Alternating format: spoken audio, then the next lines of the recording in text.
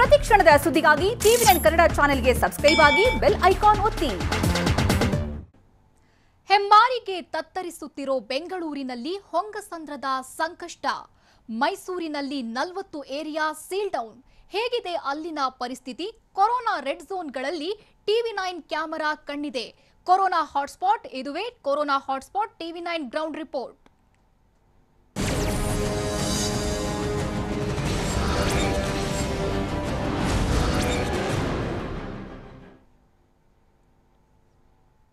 ಬೆಂಗಳೂರು ಯಾವತ್ತಿಗೂ ಇಂಥದ್ದೊಂದು ಪರಿಸ್ಥಿತಿಯನ್ನ ಎದುರಿಸಿರಲಿಲ್ಲ. ಇಂಥದ್ದನ್ನ ಯಾವತ್ತಿಗೂ ನೋಡಿರಲಿಲ್ಲ. ಕೊರೋನಾ ಅನ್ನೋ ಹೆಸರು ಕೇಳಿದ್ರೆ ಸಾಕು ಬೆಂಗಳೂರಿಗರು ಬೆಚ್ಚಿ ಬೀಳ್ತಿದ್ದಾರೆ. ಅದರಲ್ಲೂ ಸಿಲಿಕಾನ್ ಸಿಟಿಯ ಹೊಂಗಸಂದ್ರದಲ್ಲಿ ವೈರಸ್ ಸ್ಫೋಟವೇ ಆಗಿದೆ.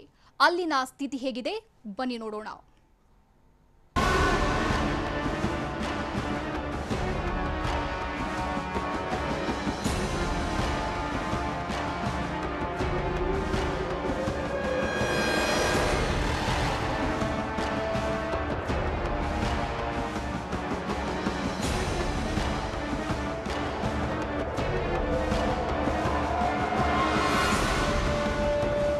ಕೊರೋನಾ ಹೆಮ್ಮಾರಿ ಪ್ರತಿಯೊಬ್ಬರನ್ನು ಕಟ್ಟಿ ಹಾಕಿದೆ. ಬೆಂಗಳೂರಿನಲ್ಲಿ ಅಕ್ಷರಶಃ ಭಯ. ಕೊರೋನಾ ಲಾಕ್ಡೌನ್ಗಿಂತ ಮುನ್ನ ಊರು ಸೇರಿಕೊಂಡಿದ್ದ ಮಂದಿ ಈಗ ಬೆಂಗಳೂರಿಗೆ ಬರುವುದಾ ಬೇಡವಾ ಅಂತ ಚಿಂತಿಸುತ್ತಿದ್ದಾರೆ. ಇನ್ನು ಬೆಂಗಳೂರಿಗರು ಇಂಥ ಪರಿಸ್ಥಿತಿಯನ್ನ ನಾವು ಯಾವತ್ತೂ ನೋಡಿಲ್ಲ ಅಂತ ಪರಿತಪಿಸುತ್ತಿದ್ದಾರೆ. ಯಾಕಂದ್ರೆ ಸದಾ ಜನಜಂಗುಳಿಯಿಂದ ಕೂಡಿರ್ತಿದ್ದ ಪ್ರದೇಶಗಳೆಲ್ಲ ಈಗ ಖಾಲಿ ಖಾಲಿ.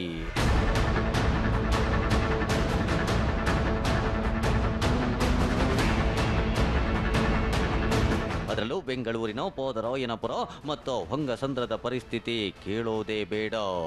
ಅಕ್ಷರಶಃ ಗಿಲ್ಲಾಗಿದ್ದು ವೈರಸ್ ಸ್ಫೋಟ. ಹೊಂಗಸಂದ್ರ ಸೀಲ್ ಡೌನ್ ಆಗಿದ್ದು ಇಲ್ಲಿನ ಜನ ಹೊರ ಹೋಗದಂತ ಸ್ಥಿತಿ ನಿರ್ಮಾಣವಾಗಿದೆ. ಒಂದು ಕಡೆಯಲ್ಲಿ ಪೊಲೀಸ್ ಕಾವಲು, ಇನ್ನೊಂದು ಕಡೆ ಆರೋಗ್ಯ ತಪಾಸಣಾ ಕೇಂದ್ರ, ಮಗದೊಂದು ಕಡೆ ವೈರಲ್ ನಿರೋಧಕ ಔಷಧಿ ಸಿಂಪಡಿಸುತ್ತಿರುವ ಕಾರ್ಮಿಕರು.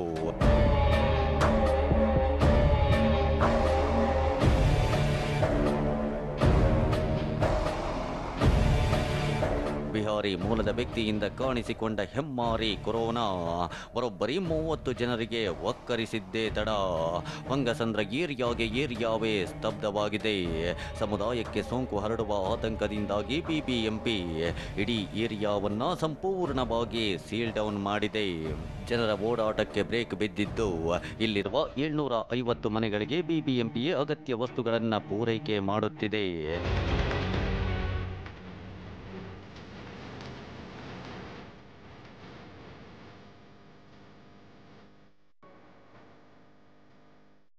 ರಕ್ಕಸ ಕೊರೋನಾ ಹೆಮ್ಮಾರಿಯಿಂದ ಸಿಲಿಕಾನ್ ಸಿಟಿ ತತ್ತರಿಸ್ತಾ ಇದ್ರೆ, ಇನ್ನು ಬಿಹಾರಿ ಓರ್ವ ವ್ಯಕ್ತಿಯಲ್ಲಿ ಕಾಣಿಸಿಕೊಂಡ ನಂಜಿನಿಂದ ಹೊಂಗಸಂದ್ರ ಸಂಪೂರ್ಣವಾಗಿ ಸ್ತಬ್ಧವಾಗಿರುವಂಥದ್ದು. ನಾವೀಗ ಹೊಂಗಸಂದ್ರದಲ್ಲಿ ಇದ್ದೀವಿ. ನಿಜಕ್ಕೂ ಕೂಡ ಒಂದು ರೀತಿಯಂತ ಆತಂಕದ ವಾತಾವರಣ ಇಲ್ಲಿ ಮನೆ ಮಾಡಿರುವಂಥದ್ದು. ಜೊತೆಗೆ ಬಿಹಾರಿ ಓರ್ವ ವ್ಯಕ್ತಿಯಲ್ಲಿ ಕಾಣಿಸಿಕೊಂಡ ನಂತರ ಸರಣಿಯಾಗಿ 30 ಪ್ರಕರಣಗಳು ಕೂಡ ಈ ಒಂದು ಏರಿಯಾದಲ್ಲಿ ಕಂಡು ಬಂದ ನಂತರ ಈ ಏರಿಯಾವನ್ನು ಸಂಪೂರ್ಣವಾಗಿ ಸೀಲ್ ಡೌನ್ ಮಾಡಿರುವಂಥದ್ದು. ಜೊತೆಗೆ ವಾಹನಗಳ ಓಡಾಟ ಆಗಿರ್ಬೋದು, ಜನರ ಓಡಾಟಕ್ಕೆ ಸಂಪೂರ್ಣವಾಗಿ ಬ್ರೇಕ್ ಬಿದ್ದಿದ್ದು, ಯಾವುದೇ ರೀತಿಯಂತಹ ಅಂಗಡಿ ಮುಗ್ಗಟ್ಟುಗಳಿಗಾಗಲಿ, ದಿನಸಿ ಸಾಮಾನು ಖರೀದಿಗಾಗಲಿ ಯಾವುದೇ ಕಾರಣಕ್ಕೂ ಕೂಡ ಜನರಿಗೆ ಮನೆಯಿಂದ ಹೊರಬರೋದಕ್ಕೆ ಅವಕಾಶ ಇಲ್ಲ.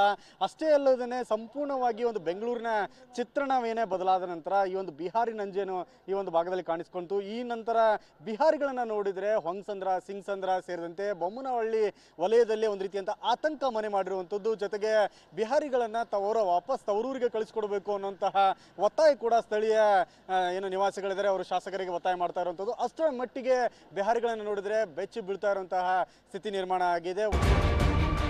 ಏಪ್ರಿಲ್ 22ರಂದು 54 ವರ್ಷದ ಬಿಹಾರಿ ಕಾರ್ಮಿಕನಲ್ಲಿ ಕಾಣಿಸಿಕೊಂಡಿದ್ದ ಸೋಂಕು ಹೀಗೆ ವ್ಯಾಪಕವಾಗಿತ್ತು ಅಂದ್ರೆ ಮರುದಿನ 9 ಜನರಲ್ಲಿ ಆತನ ಮೂಲಕವೇ ಸೋಂಕು ಕಾಣಿಸಿಕೊಂಡಿತ್ತು. ಏಪ್ರಿಲ್ 24ಕ್ಕೆ 11 ಮಂದಿಗೆ ಕೊರೋನಾ ಒಕ್ಕರಿಸಿದ್ರೆ ಏಪ್ರಿಲ್ 25ಕ್ಕೆ ಮತ್ತೆ 9 ಮಂದಿಯಲ್ಲಿ ಸೋಂಕು ಕಾಣಿಸಿಕೊಂಡಿತ್ತು. ಈ ಬಿಹಾರಿ ನಂಜಿನಿಂದ ಇಡೀ ಹೊಂಗಸಂದ್ರದ ಚಿತ್ರಣವೇ ಬದಲಾಗಿ ಹೋಗಿದೆ. ಸುಮಾರು 200 ಜನರನ್ನ ಕ್ವಾರಂಟೈನ್ ಮಾಡಲಾಗಿದೆ.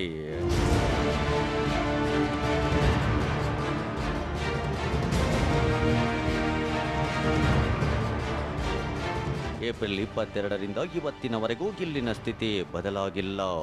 ಇಡೀ ಏರಿಯಾ ಖಾಲಿ. ಬಿಬಿಎಂಪಿ ಸಂಘ ಸಂಸ್ಥೆಗಳು ಕೊಡುವ ಆಹಾರದ ಕಿಟ್ ಬಿಟ್ರೆ ಬೇರೇನೂ ಇಲ್ಲಿನವರೆಗೆ ಸಿಗುತ್ತಿಲ್ಲ.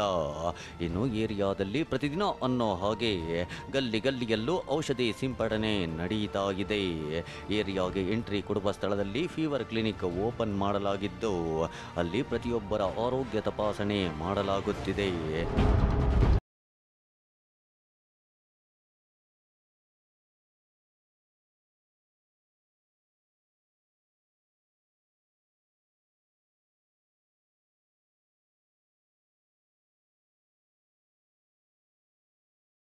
ಪೊಲೀಸ್ ಬಂದೋಬಸ್ತ್ ಏರ್ಪಡಿಸಲಾಗಿದೆ.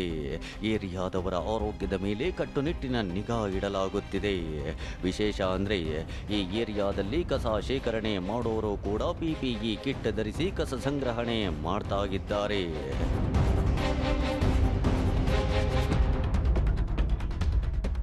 ಹೊಂಗಸಂದ್ರ ಕಂಪ್ಲೀಟ್ ಆಗಿ ಸೀಲ್ ಡೌನ್ ಆಗಿದೆ. ಹೀಗಾಗಿ ಇಲ್ಲಿನ ವಾಸ್ತವ ಸ್ಥಿತಿ ಈಗ ಸಂಪೂರ್ಣವಾಗಿ ಬದಲಾವಣೆ ಆಗಿದೆ. ಈಗ ನೋಡ್ತಿರ್ಬೋದು, ಇಲ್ಲಿ ಪೌರ ಕಾರ್ಮಿಕರಿಗೆ PPE ಕಿಟ್ ಅನ್ನ ಕೊಡಲಾಗಿದೆ. ಪೌರ ಕಾರ್ಮಿಕರು ಈಗ ಕಸವನ್ನ ಕಲೆಕ್ಟ್ ಮಾಡೋಕೆ ಹೋಗೋಕ್ಕೂ ಮೊದಲು ಈ PPE ಕಿಟ್ ಗಳನ್ನ ಕಡ್ಡಾಯವಾಗಿ ಧರಿಸಿ ಹೋಗೋಕೆ ಮಾಡ್ತಿದ್ದಾರೆ.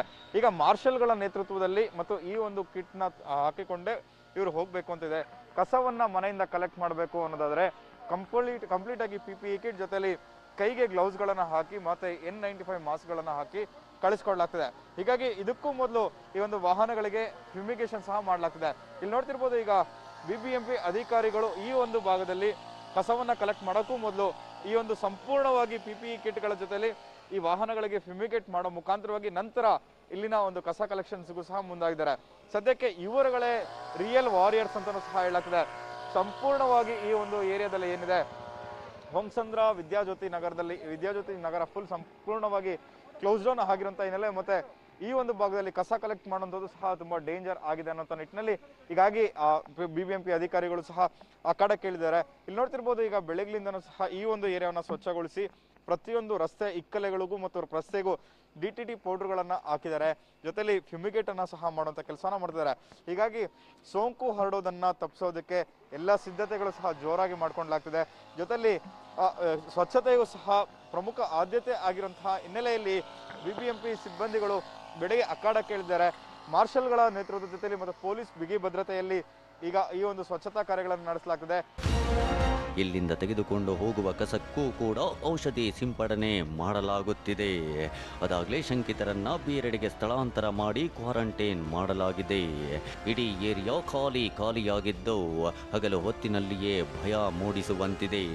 ಆದಷ್ಟು ಬೇಗ ತಮ್ಮ ಏರಿಯಾದಿಂದ ಮಹಾಮಾರಿ ತೊಲಗಿ ಹೋಗ್ಲಿ ಅಂತ ಇಲ್ಲಿನ ಪ್ರತಿಯೊಬ್ಬರೂ ಕೂಡ ಪ್ರಾರ್ಥಿಸುತ್ತಿದ್ದಾರೆ. ಪವನ್ ಜೊತೆ ವಿನಯ್, TV9 ಬೆಂಗಳೂರು. ಕೊರೋನಾ ಎಂಬ ಮಹಾಮಾರಿ ಅನೇಕ ಜೀವಗಳನ್ನ ಬಲಿ ಪಡೆದು ರಣಕೇಕೆ ಹಾಕ್ತಿದೆ. ಇದರ ನಿಯಂತ್ರಣಕ್ಕೆ ದೇಶಾದ್ಯಂತ ಲಾಕ್ಡೌನ್ ಜಾರಿ ಮಾಡಿದ್ದು, ಇದರ ಪರಿಣಾಮ ಬಡಜನರು ಕಣ್ಣೀರಲ್ಲಿ ಕೈ ತೊಳೆಯುವಂತಾಗಿದೆ. ದುಡಿಯೋಕೆ ಕೆಲಸವಿಲ್ಲದೆ, ಕೈಯಲ್ಲಿ ಹಣವಿಲ್ಲದೆ ಹಸಿವಿನಿಂದ ನರಳಾಡುವಂತಾಗಿದೆ. ಚಿಕಿತ್ಸೆಗೆ ಹಣವಿಲ್ಲದೆ ಬಡ ರೋಗಿಗಳು ಹಾಸಿಗೆಯಲ್ಲಿ ಬಳಲುವಂತಾಗಿದೆ. ಹೃದಯ ಸಂಬಂಧಿ ಕಾಯಿಲೆಯಿಂದ ಹಾಸಿಗೆ ಹಿಡಿದಿರೋ ತಾಯಿಯ ಪರಿಸ್ಥಿತಿ ಹೇಳ್ಕೊಂಡು ಕಣ್ಣೀರು ಹಾಕ್ತಿರೋ ಮಗಳು. ಕಾಯಿಲೆಗೆ ಔಷಧಿ ಇಲ್ಲ, ಮಾತ್ರೆಗಳೆಲ್ಲ ಖಾಲಿ.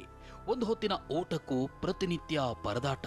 ಅಂದಹಾಗೆ ಈ ದೃಶ್ಯ ಕಂಡು ಬಂದಿದ್ದು ಬಾಗಲಕೋಟೆ ನಗರದ ಹರಣ ಶಿಕಾರಿ ಕಾಲೋನಿಯಲ್ಲಿ.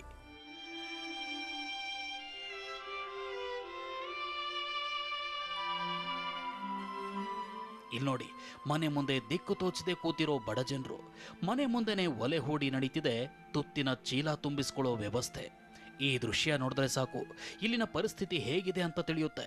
ಹೌದು, ಬಾಗಲಕೋಟೆ ಜಿಲ್ಲೆಯಲ್ಲಿ ಒಟ್ಟು 29 ಜನರಲ್ಲಿ ಕೊರೋನಾ ಪಾಸಿಟಿವ್ ಕಂಡು ಬಂದಿದ್ದು, ಓರ್ವ ವೃದ್ಧ ಕೊರೋನಾದಿಂದ ಈಗಾಗಲೇ ಮೃತಪಟ್ಟಿದ್ದಾನೆ. ದುರಂತ ಅಂದ್ರೆ 5 ಜನ ಮಕ್ಕಳು, 4 ಪೇದೆಗಳಿಗೂ ಕೊರೋನಾ ವಕ್ಕರಿಸಿದೆ. ಇದರಿಂದ ಜಿಲ್ಲಾದ್ಯಂತ ಜನರು ತೀರಾ ಆತಂಕಕ್ಕೀಡಾಗಿದ್ದಾರೆ. ಇನ್ನು ಜಿಲ್ಲೆಯಲ್ಲಿನ ಪಾಸಿಟಿವ್ ಪ್ರಕರಣ ಗಮನಿಸಿ ರೆಡ್ ಝೋನ್ ಅಂತ ಘೋಷಣೆ ಮಾಡಲಾಗಿದೆ. ಆದರೆ ಲಾಕ್ಡೌನ್ ಹಿನ್ನೆಲೆ ಬಡವರು ಹಸಿವಿನಿಂದ ನರಳಾಡುವಂತಾಗಿದೆ, ಚಿಕಿತ್ಸೆ ಇಲ್ಲದೆ ಕೊರಗುವಂತಾಗಿದೆ. ಈಗ ಜನನಾಯಕರಂತ ಕರೆಸ್ಕೊಂಡವ್ರು ಇನ್ನತನಾದರೂ ಇದು ಸ್ಲಮ್ ಏರಿಯಾ ಐತೋ ಏನೈತೋ ಇದು ಸ್ಲಮ್ ಏರಿಯಾ ಅಂತ ಬಿಟ್ಟು ಬಿಟ್ಟಾರೋ ಏನೋ ಒಂದು ಗೊತ್ತಾಗಿಲ್ಲ ಸರ್. ಜಿಲ್ಲಾಡಳಿತದವರು ಆಮೇಲೆ ಇದಕ್ಕೆ ಸಂಬಂಧಪಟ್ಟ ಅಧಿಕಾರಿಗಳಾಗಲಿ ಈ ಏರಿಯಾಕ್ಕೆ ಯಾವುದೇ ಕ್ರಮ ತೆಗೆದುಕೊಳ್ಳಕತ್ತಿಲ್ರಿ ಸರ್. ಇಲ್ಲಿ ಬಡ ಇದ್ದಾರೆ ಸಾಯಿನ್ರಿ ಸರ್, ಮಕ್ಳು ಮರಿ ಇಲ್ಲಿ ಲಾಕ್ಡೌನ್ ಆದರೂ 3 ತಾರೀಕಿಂತನ ಆಗಲಿ ಹಂಗೆ ಮುಂದುವರ್ಕೊಂತ ಹೋಗೈತ್ರಿ ಸರ್. ಆದರೆ ಏನು ತಿನ್ಬೇಕು ಜನ ಅದನ್ನ ಇದಕ್ಕೆ ಸರ್ಕಾರದವ್ರಿಗೆ ಏನು ಇಲ್ಲಿ ಇದು ಏನು ಸಂಬಂಧ ಇಲ್ಲ ಸರ್. ಇಲೆಕ್ಷನ್ ಬಂದ್ರೆ ಅಷ್ಟೇ ಸಂಬಂಧ ರೀ ಸರ್. ಇಲ್ಲಿ ಓಟ್ ಹಾಕಕ್ಕೆ ಅಷ್ಟೇ ಇಲ್ಲಿ ಹುಡ್ಕೊಡ್ಕೊಂತ ಇಲ್ಲಿ ಜನಕ್ಕೆ ಬರ್ತಾರೆ ಸರ್. ಇಲ್ಲಿ ತಿನ್ನುವಂಥ ಜನರು ಏನು ತಿನ್ಬೇಕ್ರಿ ಸರ್? ಇವರ ಆಕ್ರೋಶ ನೋಡಿದ್ರೆ ಜನನಾಯಕರು ಯಾರು ಈ ಕಡೆ ತಲೆ ಕೂಡ ಹಾಕಿಲ್ಲ ಅನ್ನೋದು ಅರ್ಥವಾಗುತ್ತೆ. ಬರೀ ವೋಟ್ ಕೇಳೋಕಷ್ಟೇ ಬರೋ ಜನನಾಯಕರು ಇಂಥ ಟೈಮಲ್ಲಿ ಮಾತ್ರ ಯಾಕೆ ಬರೋದಿಲ್ಲ ಅನ್ನೋದು ಇವರ ಪ್ರಶ್ನೆ. ಇನ್ನು ಇಲ್ಲಿ ನೋಡಿ, ಇವರ ಹೆಸರು ಮಾಲಾ ಚಿತ್ತರ್ಗಿ. 55 ವರ್ಷದ ಇವರು ಕಳೆದ 6 ವರ್ಷದಿಂದ ಹೃದಯ ಸಂಬಂಧಿ ಕಾಯಿಲೆ ಬಿಪಿಯಿಂದ ಬಳಲ್ತಿದ್ದಾರೆ. ಕಿತ್ತು ತಿನ್ನೋ ಬಡತನ ಬೇರೆ. ಸದ್ಯ ಲಾಕ್ಡೌನ್ ಆದಾಗಿನಿಂದ ಇವರಿಗೆ ಸೂಕ್ತ ಚಿಕಿತ್ಸೆ ಸಿಕ್ಕಿಲ್ಲ, ಬಿಪಿ ಮಾತ್ರೆಗಳು ಲಭ್ಯವಾಗಿಲ್ಲ. ಮಾಲಾ ಚಿತ್ತರ್ಗಿ ಅವರಿಗೆ ಇರೋ ಒಬ್ಬಳೇ ಮಗಳು ಶಿಲ್ಪಾ ಕಾಳೆ ತಾಯಿಯನ್ನ ಆರೈಕೆ ಮಾಡ್ತಿದ್ದಾರೆ. ಈಕೆ ನಗರದ ಹೋಟೆಲ್ ಒಂದರಲ್ಲಿ ಪಾತ್ರೆ ತೊಳೆದು ಬಂದ ಅಲ್ಪ ಹಣದಲ್ಲೇ ತಾಯಿಯನ್ನ ಆರೈಕೆ ಮಾಡ್ತಿದ್ಲು. ಆದರೆ ಲಾಕ್ಡೌನ್ನಿಂದ ಹೋಟೆಲ್ ಕೂಡ ಬಂದಾಗಿದ್ದು ಇದ್ದ ಕೆಲಸಕ್ಕೂ ಕಲ್ಲು ಬಿದ್ದು ಕೈಯಲ್ಲಿದ್ದ ಹಣ ಖಾಲಿಯಾಗಿದೆ. ಇದರಿಂದ ತಾಯಿಗೆ ಚಿಕಿತ್ಸೆ ಮಾತ್ರೆ ಕೊಡಿಸಲಾಗದೆ ಕಣ್ಣೀರು ಹಾಕ್ತಿದ್ದಾಳೆ. ನಮಗೆ ತಿನ್ನೋದಕ್ಕೆ ಏನೂ ಇಲ್ಲ, ಔಷಧಿ ಕೊಡಿಸೋದಕ್ಕೂ ಹಣವಿಲ್ಲ, ದಯವಿಟ್ಟು ನಮಗೆ ಸಹಾಯ ಮಾಡಿ ಅಂತ ಕಣ್ಣೀರಿಡ್ತಾ ಮನವಿ ಮಾಡ್ತಿದ್ದಾರೆ. ಎಲ್ಲರೂ ಹೊರಗೆ ದುಡಿಯೋಕೆ ಹೋಗ್ಬೇಕು, ಎಲ್ಲಿ ದುಡ್ಕಿನೂ ಇಲ್ಲ ಸರ್. ನಮಗೇನು ದುಡಿದು ನಮ್ಮ ತಾಯಿಯವ್ರನ್ನ ಸಾಕ್ತಿದ್ವಿ. ಈ ಪರಿಸ್ಥಿತಿ ಎಲ್ಲಿ ಹೋಗಿ ಕೆಲಸ ಮಾಡ್ತಿದ್ರಿ ನೀವು ಈಗ ಮುಂಚೆ? ಅದು ಎಲ್ಲ ನಾವು ಪಂಜುರ್ಲಿ ಹೋಟೆಲ್ಗೆ ಹೋಗ್ತಿದ್ವಿ ರೀ ಸರ್, ಬಾಂಡೆ ತೊಳೆಯೋಕ್ಕೆ. ಮತ್ತು ಈಗ ಅದು ಬಂದ್ ಆಗೈತೆ ರೀ ಸರ್. ಮತ್ತು ನಮಗೆ ಕೈಯಾಗ 1 ರೂಪಾಯಿನೂ ಇಲ್ಲ ರೀ. ಈಗ ಮನೇನೂ ಬಿಡ್ಬೇಕ್ರಿ. ಮತ್ತು ನಾವು ನಮ್ಮ ತಾಯಿಗೆ ಟ್ಯಾಬ್ಲೆಟ್ದು ನೋಡ್ಬೇಕಂದ್ರೆ ಹೆಂಗೆ ಮಾಡ್ಬೇಕ್ರಿ ಸರ್? ಹೇಳ್ರಿ ನೀವೇ. ದಯವಿಟ್ಟು ನಿಮ್ಮ ಇಲ್ಲಿಂದ ನಮ್ಗೊಂದು ಏನೋ ಹೆಲ್ಪ್ ಆಗೋಂಗೆ ಮಾಡಿರಿ ಸರ್. ದಯವಿಟ್ಟು ಕೈ ಮುಗಿದು ಕೇಳ್ಕೊತೀನಿ ರೀ ಸರ್. ನನ್ನ ಮಕ್ಳಿಗೆ ಪುಣ್ಯ ಬರುತ್ತೆ, ನಿಮ್ಮ ಮಕ್ಕಳಿಗೂ ಪುಣ್ಯ ಬರುತ್ತೆ ಸರ್. ಈಗ ಅವ್ರು ಕೊಡು ಮಾತ್ರೆ ಗೀತ್ರೆ ಎಲ್ಲ ಖಾಲಿ ಆಗಿಬಿಟ್ಟವ್ರಿ? ಎಲ್ಲ ಖಾಲಿ ಆಗಿದ್ದಾವ್ರಿ ಸರ್. 1 ತಿಂಗಳಾಯ್ತು ಏನೂ ಇಲ್ಲ ಸರ್ ಟ್ಯಾಬ್ಲೆಟ್ ಅವ್ರಿಗೆ. ಬರಿಗೆ ಹಾಸ್ಪಿಟ್ಲಾಗಿಂದನೇ ತರ್ತಿದ್ರು ಸರ್. ಅವ್ರು 375 ರೂಪಾಯಿ ಸರ್, 85 ರೂಪಾಯಿ ಸರ್. ಅದು 1 ತಿಂಗಳ ಟ್ಯಾಬ್ಲೆಟಿಗೆ. ಅದು ದುಡ್ಡಿಲ್ಲ ಸರ್ ನಮ್ಮ ಕಡೆ. ಈಗ 1 ರೂಪಾಯಿನೂ ಇಲ್ಲ ಸರ್ ನಮ್ಮ ಕಡೆ. ಹೌದು, ಇಲ್ಲಿ ಮಾಲಾ ಚಿತ್ತರ್ಗಿ ಹಾಗೂ ಅವರ ದೊಡ್ಡಮ್ಮನನ್ನ ಶಿಲ್ಪಾ ಕಾಳೆನೇ ನೋಡ್ಕೊಳ್ತಿದ್ದಾರೆ. ಹೋಟೆಲ್ಗೆ ಹೋಗಿ ಪಾತ್ರೆ ತೊಳೆದೆ ಇವರ ಹೊಟ್ಟೆ ತುಂಬೋದಿಲ್ಲ. ಹೋಟೆಲ್ನವರು ಕೊಡೋ ಅಲ್ಪ ಉಪಹಾರದಿಂದಲೇ ಇವರು ತಮ್ಮ ಉಪಜೀವನ ಸಾಗಿಸಬೇಕು. ಇನ್ನು ಲಾಕ್ಡೌನ್ ಹಿನ್ನೆಲೆ ಕೆಲಸವಿಲ್ಲದ ಪರಿಣಾಮ ಇವರು ತಾವು ವಾಸಿಸ್ತಾ ಇರೋ ಮನೆ ಬಾಡಿಗೆ ಕೂಡ ಕಟ್ಟೋದಕ್ಕಾಗಿಲ್ಲ. ಹೀಗಾಗಿ ಮನೆ ಮಾಲೀಕರಿಂದ ಮನೆ ಖಾಲಿ ಮಾಡುವಂತೆ ಒತ್ತಾಯ ಬಂದಿದೆ. ಇದರಿಂದ ಮಾಲಾ ಚಿತ್ತರ್ಗಿ ಅವರ ಕುಟುಂಬ ಪ್ರತಿ ಕ್ಷಣ ಭಯದಲ್ಲಿ ಬದುಕ್ತಾ ಇದೆ. ಮಾಲಾ ಚಿತ್ತರ್ಗಿ ತನ್ನ ನೋವಿನಲ್ಲೇ ತನಗಾದ ಕಷ್ಟವನ್ನ ತೋಡ್ಕೊಂಡಿದ್ದು ಅಧಿಕಾರಿಗಳು, ದಾನಿಗಳು ಈ ಕುಟುಂಬಕ್ಕೆ ಸಹಾಯ ಹಸ್ತ ಚಾಚಬೇಕಿದೆ. ಹಾರ್ಟಿನ ಪ್ರಾಬ್ಲಮ್ ಇದ್ರಿ. ನಾ ಕಂಟಿನ್ಯೂ ಗುಳಿಗೆ ತೊಗೊತ ಹೋಗಿದ್ದೀನಿ ರೀ. ಈ 2 ತಿಂಗಳು ಹೊತ್ತಾತ್ರಿ, ಗುಳಿಗೆ ಸರಿಯಾಗಿಲ್ಲ, ಹೊಟ್ಟೆ ಕೂಳಿಲ್ಲ. ಮಕ್ಕಳು ಒಬ್ಬಕ್ಕೆ ಮಗಳ್ರಿ. ನಂದು ಪರಿಸ್ಥಿತಿ ಭಾಳ ಗಂಭೀರ ಆಗೈತೆ ರೀ. ನಂದು ಹೆಂಗೆ ತ್ರಾಸ ಆಕತ್ರಿ. ಎದಿದು ಭಯಂಕರ ತ್ರಾಸ ಆಕತ್ರಿ. ಗುಳಿಗಿಲ್ದಕ್ಕೆ ಕಣ್ಣು ಉರಿಯಾಕತ್ತಾವ್ರಿ, ನೆತ್ತಿ ಹೊಡಿಯಾಕತ್ತೈತ್ರಿ, ಎದ್ದು ನಿಂದ್ರಾಕ್ ಬರಲ್ತ್ರಿ, ಚಕ್ರ ಬರ್ತೈತ್ರಿ. ನೋಡ್ರಿ ಭಾಳ ತ್ರಾಸ ಆಗತ್ತೈತ್ರಿ. ನಂದು ಹೆಂಗೆ ಮಾಡ್ತೀರಿ ನೋಡ್ರಿ ಸರ್. ಒಟ್ಟಾರೆ ಲಾಕ್ಡೌನ್ ಎಫೆಕ್ಟ್ ಬಡ ಜನರ ಬದುಕಿನ ಮೇಲೆ ಬರೆ ಎಳಿತಾ ಇದ್ದು, ಕೊರೋನಾ ಒಂದು ಸಾರಿ ಕೊಂದ್ರೆ ಲಾಕ್ಡೌನ್ನಿಂದ ಜನರು ಪ್ರತಿ ಕ್ಷಣ ಸಾಯುವಂತಾಗಿರೋದು ಮಾತ್ರ ವಿಪರ್ಯಾಸ. ನೋಡಿದ್ರೆ ತುಂಬಾನೇ ಮನ ಮಿಡಿಯುವಂತಹ ಪರಿಸ್ಥಿತಿ. ಯಾಕಂತಂದ್ರೆ ಅವ್ರು ಈಗಾಗಲೇ ಹೇಳ್ತಾ ಇದ್ರು, ಒಂದು ಹೋಟೆಲ್ನಲ್ಲಿ ಹೋಗಿ ಅಲ್ಲಿ ಪಾತ್ರೆಯನ್ನ ತೊಳೆದು ಅದರಿಂದ ಬಂದಂತ ಅಲ್ಪ ಸ್ವಲ್ಪ ಹಣದಿಂದ ಅವರು ಕುಟುಂಬವನ್ನ ನಿರ್ವಹಣೆ ಮಾಡ್ತಾ ಇದ್ರು. ಅದರ ಮೂಲಕ ಕುಟುಂಬದ ನಿರ್ವಹಣೆ ಜೊತೆಗೆ ಎಕ್ಸ್ಟ್ರಾ ಇನ್ನೊಂದು ಹೆಚ್ಚುವರಿಯಾಗಿ ಅವರ ತಾಯಿಯನ್ನ ನೋಡಿಕೊಳ್ಳುವಂತಹ ಜವಾಬ್ದಾರಿ. ಯಾಕಂತಂದ್ರೆ ಮಗಳನ್ನೇ ಅವ್ರನ್ನ ನೋಡ್ಕೊಳ್ಳುವಂಥ ಪರಿಸ್ಥಿತಿ, ಬೇರೆ ಯಾರೂ ಅವ್ರಿಗೆ ದಿಕ್ಕಿಲ್ಲ. ಈ ನಿಟ್ಟಿನಲ್ಲಿ ಪಾಪ ಅವ್ರಿಗೆ ಕೆಲಸ ಹೋಗಿರೋದ್ರಿಂದ ಮತ್ತು ಈ ಲಾಕ್ಡೌನ್ ಹಿನ್ನೆಲೆ ಎಲ್ಲ ಹೋಟೆಲ್ಗಳು ಬಂದಾಗಿವೆ ಮತ್ತು ಅವ್ರು ಕೆಲಸ ಮಾಡುತ್ತಿರುವಂಥ ಹೋಟೆಲ್ ಕೂಡ ಬಂದಾಗಿದ್ದು. ಅದರಲ್ಲಿ ಒಂದು ಹೋಟೆಲ್ ಅಂತ ಹೇಳ್ಬೋದು. ಆ ನಿಟ್ಟಿನಲ್ಲಿ ಕೆಲಸ ಮಾಡೋಕ್ಕೆ ಆಗ್ತಾ ಇಲ್ಲ ಮತ್ತು ಹಣ ಇಲ್ಲ. ಈ ನಿಟ್ಟಿನಲ್ಲಿ ಪಾಪ ಅವರಿಗೆ ಸೂಕ್ತವಾದಂಥ ಚಿಕಿತ್ಸೆ ಇಲ್ಲದೇ ಸುಮಾರು 1 ತಿಂಗಳಿಂದ ಇದೇ ರೀತಿ ಅವರು ಪೂರಕವಾದ ಔಷಧಿ ಇಲ್ಲದೆ ಹಾಸಿಗೆಯಲ್ಲಿ ಮಲಗುವಂತಹ ಪರಿಸ್ಥಿತಿ. ಕ್ಯಾಮರಾಮನ್ ಬಾಬು ಜೊತೆ ರವಿಮುಖಿ, TV9 ಬಾಗಲಕೋಟೆ. ಬೆಂಗಳೂರು ಬಿಟ್ರೆ ರಾಜ್ಯದಲ್ಲಿ ಅತಿ ಹೆಚ್ಚು ಭೀತಿ ಇರೋದು ಮೈಸೂರಿನಲ್ಲಿ. ರೆಡ್ ಝೋನ್ನಲ್ಲಿರುವ ಜಿಲ್ಲೆಯಲ್ಲಿ ಒಂದಲ್ಲ ಎರಡಲ್ಲ ಬರೋಬ್ಬರಿ 40 ಬಡಾವಣೆಗಳು, ಗ್ರಾಮಗಳು ಕಂಟೈನ್ಮೆಂಟ್ ಝೋನ್ ಆಗಿ ಕನ್ವರ್ಟ್ ಆಗಿದೆ. ಹಾಗಿದ್ರೆ ಮೈಸೂರು ಜಿಲ್ಲೆಯಲ್ಲಿ ಪರಿಸ್ಥಿತಿ ಹೇಗಿದೆ? TV9 ಕ್ಯಾಮೆರಾ ಕಣ್ಣಿಗೆ ಅಲ್ಲಿ ಕಂಡಿದ್ದೇನು? ಬನ್ನಿ ನೋಡೋಣ.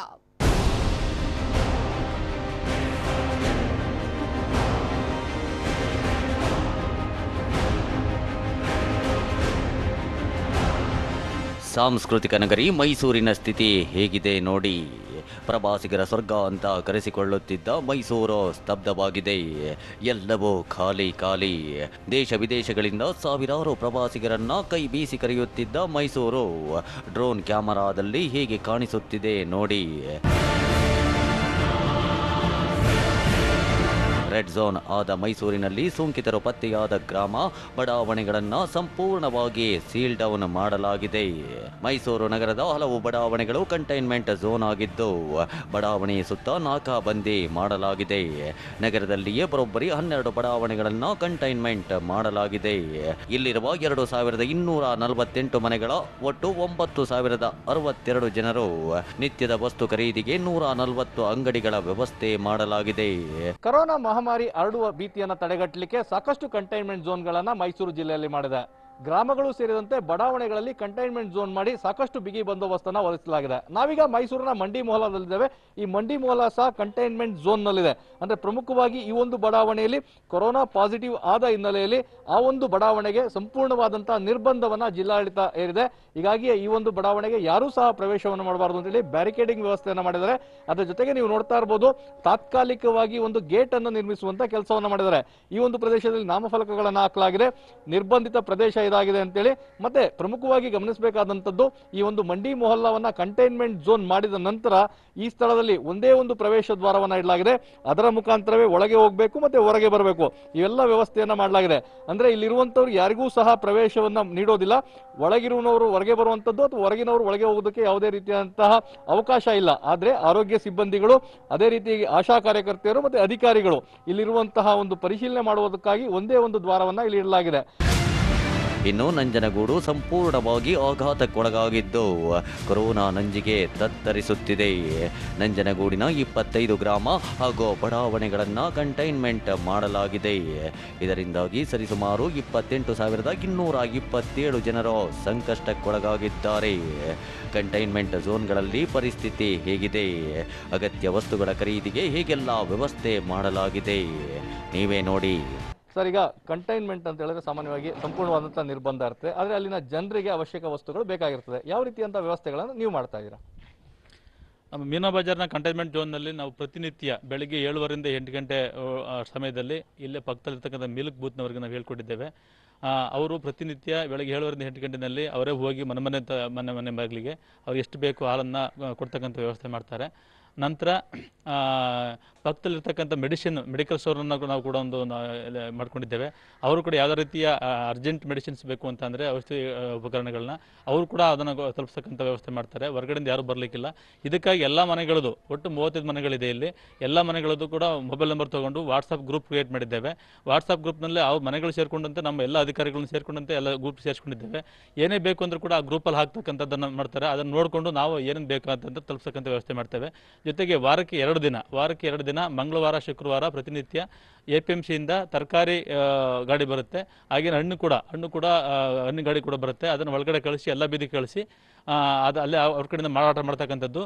ಜೊತೆಗೆ ಆನ್ಲೈನ್ ಬುಕ್ಕಿಂಗು ಕೂಡ ನಾವು ಅವ್ರಿಗೆ ಮೈಸೂರು ತಾಲೂಕಿನ 1 ಗ್ರಾಮ, ಟಿ ನರಸೀಪುರ ತಾಲೂಕಿನ 1 ಗ್ರಾಮ, ಮೈಸೂರು ನಗರಾಭಿವೃದ್ಧಿ ಪ್ರಾಧಿಕಾರದ 1 ಬಡಾವಣೆ ಕೂಡ ಕಂಟೈನ್ಮೆಂಟ್ ವ್ಯಾಪ್ತಿಗೆ ಸೇರಿದೆ.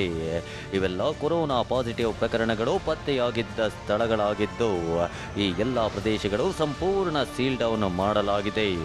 ಈ ಪ್ರದೇಶಗಳಿಗೆ ಹೋಗಲು ನಿರ್ಬಂಧ ಹೇರಲಾಗಿದೆ. ಇಲ್ಲಿನವರು ಹೊರಗೆ ತೆರಳಲು ನಿರ್ಬಂಧ ವಿಧಿಸಲಾಗಿದೆ.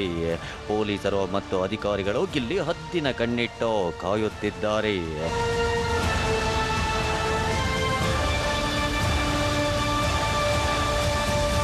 ಇಲ್ಲಿ ಒಂದೇ ಎಕ್ಸಿಟ್ ಒಂದೇ ಎಂಟ್ರಿ ಇದೆ. ಎಲ್ಲ 4 ಕಡೆ ಪೊಲೀಸ್ ಬಂದೋಬಸ್ತನ್ನು ಹಾಕಿದ್ದಾರೆ. ಇಲ್ಲಿ ಎಕ್ಸಿಟ್ ಮತ್ತು ಎಂಟ್ರಿ ಪಾಯಿಂಟ್ಗೆ ಜಾಸ್ತಿ ಪೊಲೀಸ್ ಬಂದೋಬಸ್ತನ್ನು ಮಾಡ್ತಿದ್ದಾರೆ. ಹಾಗಾಗಿ ನಮ್ಮ ಇನ್ಸ್ಪೆಕ್ಟರ್ ಅವರು ಮತ್ತು ಸಬ್ ಇನ್ಸ್ಪೆಕ್ಟರ್ ಎಲ್ಲ ಪೊಲೀಸ್ ಸಿಬ್ಬಂದಿಗಳು ಕೂಡ ಇಲ್ಲಿದ್ದಾವೆ. ನಮ್ಮ ಕಾರ್ಪೊರೇಷನ್ ವತಿಯಿಂದ ಕೂಡ ಸಿಬ್ಬಂದಿಯನ್ನು ನೇಮಕ ಮಾಡಿದ್ದೇವೆ. ಯಾವುದೇ ರೀತಿ ಒಂದು ಜನ ಕೂಡ ಆಚೆ ಹೋಗಂಗಿಲ್ಲ, ಒಳಗಡೆ ಹೋಗಂಗಿಲ್ಲ. ಆ ಥರದಲ್ಲಿ ನಾವು ಕ್ರಮ ತಗೊಂಡಿದ್ದೇವೆ. ಇದು ಕಂಟೈನ್ಮೆಂಟ್ನ ಸ್ಥಿತಿ. ಇಲ್ಲಿರುವ ಜನರಿಗೆ ಯಾವುದೇ ರೀತಿಯಂತ ತೊಂದರೆ ಆಗಬಾರ್ದು, ಅಗತ್ಯ ವಸ್ತುಗಳು ಸಿಗುವಂತಾಗಬೇಕು ಅಂತೇಳಿ ಎಲ್ಲ ಕ್ರಮವನ್ನು ಕೈಗೊಂಡಿದ್ದಾರೆ. ಮತ್ತೊಂದು ಕಡೆ ಪೊಲೀಸರು ಸಹ ಯಾರೂ ಸಹ ಈ ಒಂದು ಕಂಟೈನ್ಮೆಂಟ್ ಝೋನ್ಗೆ ಬರಬಾರ್ದು ಅಂತೇಳಿ ಎಚ್ಚರಿಕೆಯನ್ನು ವಹಿಸಿದ್ದಾರೆ. ಬೆಂಗಳೂರು, ಮೈಸೂರು, ಕಲಬುರಗಿ, ಬೆಳಗಾವಿ, ವಿಜಯಪುರ ಹೀಗೆ ಕೊರೋನಾ ರಾಜ್ಯದ ವಿವಿಧ ಜಿಲ್ಲೆಗಳಲ್ಲಿ ಅಟ್ಟಹಾಸ ಮಾಡ್ತಿದೆ. ಇನ್ನೇನು ಕೊರೋನಾ ಪಿಶಾಚಿ ಹೋಯ್ತು ಅಂತ ಅಂದುಕೊಳ್ಳುತ್ತಿರುವಾಗಲೇ ಮತ್ತೆ ಕಾಣಿಸಿಕೊಂಡು ರಣಕೇಕೆ ಹಾಕ್ತಿದೆ. ಯಾವಾಗ ತೊಲಗುತ್ತೋ ಈ ಮಾರಿ ಅಂತ ಪ್ರತಿಯೊಬ್ಬರೂ ಉದ್ಗರಿಸುತ್ತಿದ್ದಾರೆ. ರಾಮ್, TV9 ಮೈಸೂರು.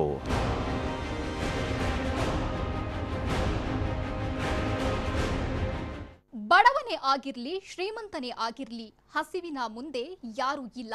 ಇದು ನಿತ್ಯ ಸತ್ಯವಾಗಿದ್ರೂ ಕೊರೋನಾ ಅನ್ನೋ ಹೆಮ್ಮಾರಿ ಇದನ್ನ ಪ್ರತಿಯೊಬ್ಬರಿಗೂ ಮನವರಿಕೆ ಮಾಡಿಕೊಟ್ಟಿದೆ. ಹಸಿದವರು ಊಟಕ್ಕಾಗಿ ಸಂಕಷ್ಟ ಪಡ್ತಾ ಇರೋ ಈ ಸಮಯದಲ್ಲಿ ಮಂಗಳೂರಿನ ಯುವಕರ ಪಡೆಯೊಂದು ಅಗ್ನಿಶಾಮಕ ದಳದ ಸಹಕಾರದಿಂದ ಪ್ರತಿಯೊಬ್ಬರಿಗೂ ಮೆಚ್ಚುವಂತ ಕೆಲಸ ಮಾಡಿದ್ದಾರೆ. ಅನ್ನಪೂರ್ಣೆಯ ಪ್ರಸಾದವಾಗಬೇಕಿದ್ದ ಅನ್ನ ಈಗ ಬಡವರ ಹೊಟ್ಟೆ ಸೇರ್ತಿದೆ.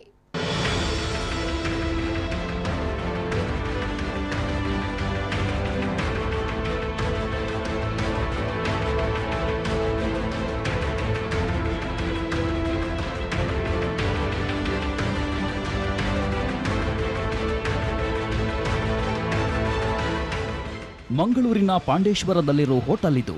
ಬೆಳಗ್ಗೆಯಿಂದ ಸಂಜೆವರೆಗೆ ಇಲ್ಲಿ ಬಿರುಸಿನ ಕೆಲಸ. ಸ್ಥಳೀಯ ಯುವಕರ ಜೊತೆಗೆ ಅಗ್ನಿಶಾಮಕ ಸಿಬ್ಬಂದಿಯು ಇಲ್ಲಿ ನಡೀತಾ ಇರೋ ಕೆಲಸಕ್ಕೆ ಕೈ ಜೋಡಿಸಿದ್ದಾರೆ. ಅನ್ನ ಬೇಯಿಸಿ ಸಾಂಬಾರ್ ಮಾಡಿ ಅದನ್ನ ಕೊರೋನಾ ಲಾಕ್ಡೌನ್ನಿಂದ ಸಂಕಷ್ಟಕ್ಕೊಳಗಾದವರಿಗೆ, ಹಸಿದವರಿಗೆ ನೀಡಿದ ನಂತರವಷ್ಟೇ ಇಲ್ಲಿ ಕೆಲಸ ಮಾಡ್ತಾ ಇದ್ದವರಿಗೆ ನೆಮ್ಮದಿ.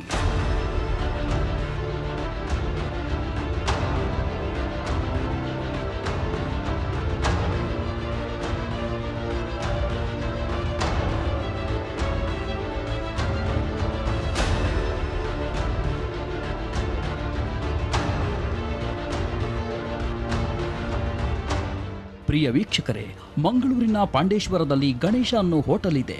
ಈ ಹೋಟೆಲ್ನಲ್ಲಿ ಪ್ರತಿದಿನ ಅಡುಗೆ ಆರಂಭಿಸುವ ಮೊದಲು ಒಂದಿಷ್ಟು ಅಕ್ಕಿಯನ್ನ ಹೊರನಾಡು ಶ್ರೀ ಅನ್ನಪೂರ್ಣೇಶ್ವರಿ ಹೆಸರನ್ನ ಹೇಳಿ ತೆಗೆದಿಡಲಾಗುತ್ತಿತ್ತು. ವರ್ಷಕ್ಕೊಮ್ಮೆ ಅದನ್ನ ಹೊರನಾಡಿಗೆ ತಲುಪಿಸಲಾಗ್ತಿತ್ತು. ಆದರೆ ಲಾಕ್ಡೌನ್ ಆದಾಗಿನಿಂದ ಅಮಾಯಕರು ಹಸಿವಿನಿಂದ ನರಳುತ್ತಾ ಇರೋದನ್ನ ಮನಗಂಡ ಹೋಟೆಲ್ನವರು ಈ ಅಕ್ಕಿಯಿಂದಲೇ ಅನ್ನ ಮಾಡಿ ಅದನ್ನ ಹಂಚಲು ನಿರ್ಧರಿಸಿದ್ದಾರೆ.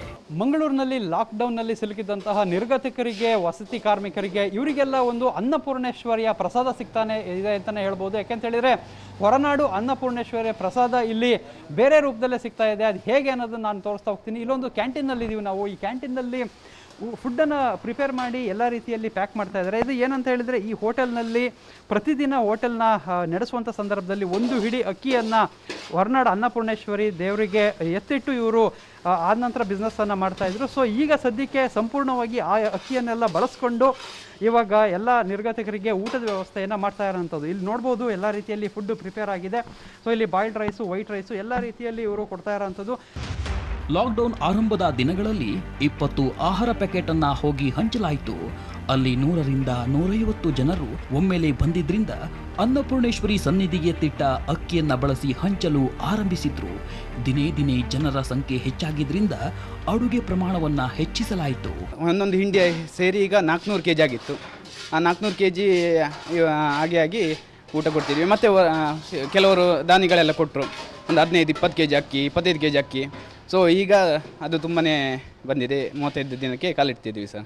ಈಗ ಮೊದಲೆಲ್ಲ ತೆಗೆದಿಟ್ಟಿದ್ದು ಸಂಗ್ರಹದ ಅಕ್ಕಿ ಲಾಕ್ಡೌನ್ ಇರೋಕ್ಕಿಂತ ಮೊದಲೆಲ್ಲ ಅಕ್ಕಿನ ಏನು ಮಾಡ್ತಾ ಇದ್ದೀವಿ? ಹೊರನಾಡಿಗೆ ಕೊಟ್ಟಿದ್ದೀವಿ ಸರ್. ಇದಕ್ಕಿಂತ 1-2 ಸಲ ಹೋಗಿ ಒಂದು 300-400 kg ಅಕ್ಕಿಯನ್ನು ಹೊರನಾಡು ಅನ್ನಪೂರ್ಣೇಶ್ವರಿಗೆ ಕೊಟ್ಟು ಬಂದಿದ್ದೀವಿ. ಒಂದು 2-3 ಸಲ ಹೋಗಿ ಕೊಟ್ಟು ಬಂದಿದ್ದೀವಿ ಸರ್. ಇವರ ಈ ಕಾರ್ಯಕ್ಕೆ ಇದೀಗ ದಾನಿಗಳು ಕೈ ಜೋಡಿಸಿದ್ದಾರೆ. ಹೋಟೆಲ್ ಸಮೀಪದಲ್ಲಿಯೇ ಇರುವ ಅಗ್ನಿಶಾಮಕ ದಳದ ಸಿಬ್ಬಂದಿ ಕೂಡ ಕೈ ಜೋಡಿಸಿದ್ದಾರೆ. ಅಡುಗೆ ತಯಾರಿಸೋದ್ರಿಂದ ಹಿಡಿದು ಹಂಚುವವರೆಗೂ ಇಲ್ಲಿನ ಯುವಕರು ಸಾಥ್ ಕೊಡ್ತಿದ್ದಾರೆ. ಕಳೆದ 35 ದಿನಗಳಿಂದ ಹಸಿದವರ ಹೊಟ್ಟೆ ತುಂಬಿಸುವ ಕೆಲಸ ನಡೆಯುತ್ತಿದ್ದು ದಿನಂಪ್ರತಿ 500 ಜನರಿಗೆ ಆಹಾರ ವಿತರಿಸಲಾಗುತ್ತಿದೆ. ಪ್ರತಿನಿತ್ಯ ಈಗ ಒಂದು 500 ಜನರಿಗೆ ಕೊಡ್ತಾ ಇರೋಂಥದ್ದು. ಇದು 35 ದಿನಗಳ ಕಾಲದಿಂದಲೂ ಕೂಡ ಈ ಒಂದು ಸೇವೆ ನಡೀತಾ ಇದೆ. ಸದ್ಯಕ್ಕೆ ಇಲ್ಲಿರೋರನ್ನ ಮಾತಾಡ್ಸೋಣ. ಸರ್, ಇವಾಗ ಅನ್ನಪೂರ್ಣೇಶ್ವರಿ ದೇವರಿಗೆ ಎತ್ತಿಡ್ತಾ ಇದ್ದಕ್ಕೆ ಯಾವ ರೀತಿ ಮನಸ್ಸು ಬಂತು, ಹೇಗಾಯ್ತು? ಸರ್, ನಾವಂದರೆ ಸ್ಟಾರ್ಟಿಂಗ್ ಒಂದು 20 ಊಟ ತೊಗೊಂಡು ಗ್ರೌಂಡಿಗೆ ಹೋದ್ವಿ. ಗ್ರೌಂಡಿಗೆ ಹೋದಾಗ ಒಂದು 150 ಜನ ಓಡಿ ಬಂದರು. ಓಡಿ ಬಂದಾಗ ಅದು ತುಂಬ ನಮ್ಮ ಮನಸ್ಸಿಗೆ ಬೇಜಾರಾಯಿತು. ತುಂಬ ಜನಕ್ಕೆ ಊಟ ಸಿಗಲಿಲ್ಲ. ಈ ಕಾರಣದಿಂದಾಗಿ ನಾವು ಏನಾದರೂ ಮಾಡಬೇಕಂತ ಹೇಳಿ ಎನ್ಸ್ಕೊಂಡು ಬಂದ್ವಿ. ಬರುವಾಗ ನಮ್ಮ ಕೈಯಲ್ಲಿ ನಾವು ಅಂದರೆ ಹೋಟ್ಲು ಓಪನ್ ಇರುವಾಗ ಡೈಲಿ ಒಂದು ಹಿಂಡಿ ಅಕ್ಕಿಯನ್ನು ತೆಗೆದಿಡ್ತಿದ್ವಿ. ಸೊ ಆಗ ಹಿಂಡಿ ಹಾಕಿದ್ದದ್ದು 400 kg ಇತ್ತು ಸ್ಟೋರೇಜ್. ಸೊ ಆ ಒಂದು ಧೈರ್ಯದಿಂದ ಅವರಿಗೆ ಊಟ ಕೊಡಲೇಬೇಕು ಅನ್ನೋ ಕಾರಣದಿಂದ ನಾವು ಸ್ಟಾರ್ಟ್ ಮಾಡಿದ್ವಿ, ಫುಲ್ ಫ್ಲೆಡ್ಜಿಂದ ಮಾಡಿದ್ವಿ. ಅದಕ್ಕೆ ನಮ್ಮ ಫೈರ್ ಆಫೀಸ್ನವರು ನಮಗೆ ಸಪೋರ್ಟ್ ಮಾಡಿದರು. ಫೈರ್ ಆಫೀಸ್ನ chief fire officer Thippeswamy sir ನಮಗೆ ತುಂಬ ಸಪೋರ್ಟ್ ಮಾಡಿ, ನೀವು ಮಾಡಿ, ನಿಮ್ಗೆ ಏನಾದರೂ ಹೆಲ್ಪ್ ಬೇಕಾದರೆ ನಾವು ಮಾಡ್ತೀವಿ ಅಂತ. ಆ ಅನ್ನಪೂರ್ಣೇಶ್ವರಿ ಅಮ್ಮನ ಕೃಪೆಯಿಂದ ಇವತ್ತು 35ನೇ ದಿನ ನಾವು ಕೊಡ್ತಾಯಿದ್ದೀವಿ ಊಟ. ಮಂಗಳೂರಿನ town hall, state bank circle ಸೇರಿದಂತೆ ವಿವಿಧ ಕಡೆ ಇರುವ ನಿರ್ಗತಿಕರಿಗೆ ಈ ಯುವಕರು ಹಾಗೂ ಅಗ್ನಿಶಾಮಕ ಸಿಬ್ಬಂದಿ ಊಟ ಹಂಚುತ್ತಿದ್ದಾರೆ. ಕುಚಲಕ್ಕಿ ಮತ್ತು ಬೆಳ್ತಕ್ಕಿ 2 ರೀತಿಯ ಅನ್ನವನ್ನ ನೀಡಲಾಗುತ್ತಿದ್ದು, ಇವರ ಈ ಕಾರ್ಯ ಪ್ರತಿಯೊಬ್ಬರಿಗೂ ಮೆಚ್ಚುಗೆಯಾಗುತ್ತಿದೆ.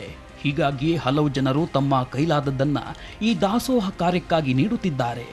ಈ ತಂಡ ಲಾಕ್ಡೌನ್ ಮುಗಿಯುವವರೆಗೂ ಇದನ್ನ ಮುಂದುವರಿಸುವ ಇಂಗಿತ ಹೊಂದಿದ್ದಾರೆ. ನಿಜಕ್ಕೂ ಇವರ ಕಾರ್ಯಕ್ಕೆ ಬೇಷ್ ಅನ್ನಲೇಬೇಕು. ಪೃಥ್ವಿರಾಜ್ ಬೊಮ್ಮನಕೆರೆ, TV9 ಮಂಗಳೂರು.